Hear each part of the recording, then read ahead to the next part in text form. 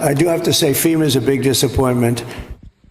Well, I think we're going to call this one week one was not a weak one. Now, I know that we're only on day 5, but so far, I've heard a lot of the same things today, and that was he's done more in 4 days than that was done in 4 years. So let's start just by where he went today. The man was in North Carolina and California. And I'm not trying to come off as a fanboy or anything like that, but maybe it's because for the last 51 years of my life, every time someone would promise something on a political level, they would get into office and it'd be business as usual. And by business, not the business of the people. Now, of course, this is all rhetoric right now, but there are a lot of actions that are going on. I'm not going to cover the plane rides that are happening in our going south, I guess we'll have to say. The fact is that week one has not been a weak one. So today he was in North Carolina and Los Angeles. He's ending in Los Angeles. And he had a meeting with Karen Bass. He's been meeting with all the Los Angeles people, and he basically tore into them. And he knows that FEMA is basically a waste of space at this point. And all of the damage and everything that has gone on in California is going to be in the hundreds of billions. But the thing that was so interesting was that he laid into him. He basically got into a verbal altercation with Karen Bass, who's the Los Angeles mayor. And, he saying, why can't people just go and clear their own brush? If you live in an area where, you've got brush, basically get off your butt and do it yourself too. Why do you have to wait for the state? Why do you have to wait for the government to do it? Why do you have to wait for regulation? And it really was the theme of everything that was going on today with him. And he laid into her. And then, of course, Gavin Newsom comes out and says, we're going to give $200 million. It's not going to be laid up in bureaucracy. And everybody's laughing at that. Like $200 million, like there were homes that were worth $200 million in this area. Or close to it.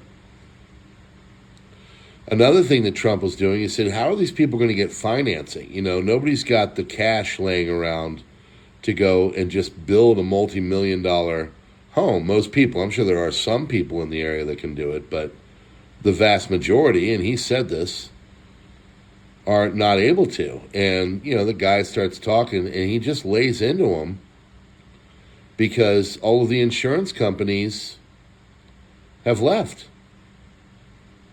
And there's no way that the insurance companies are going to be able to pay for all of the, houses that are going to need to be built.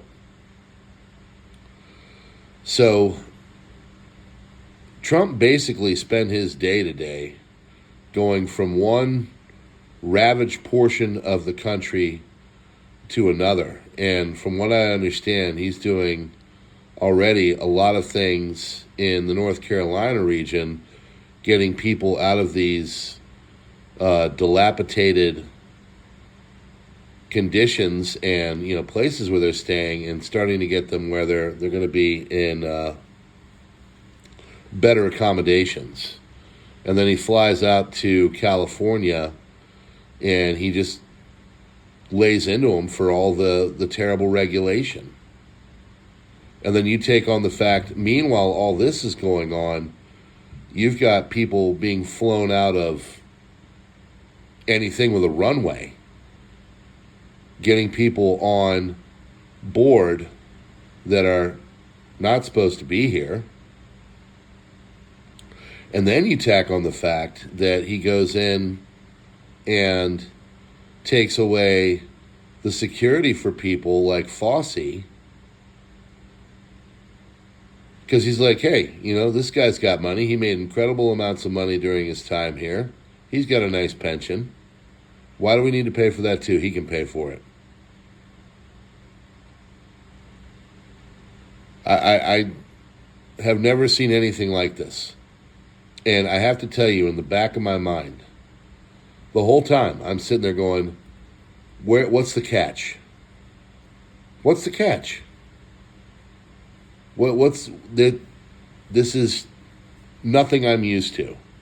And I'm just floored.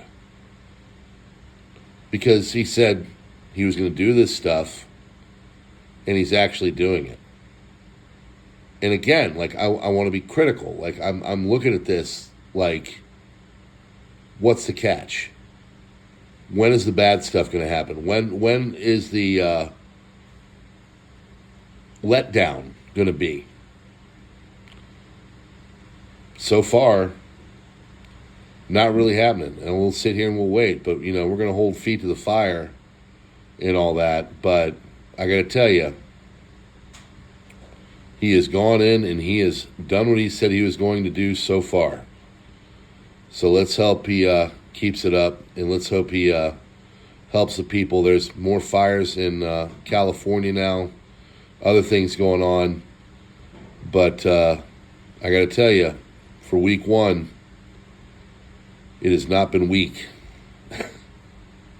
He has been responding strong. So,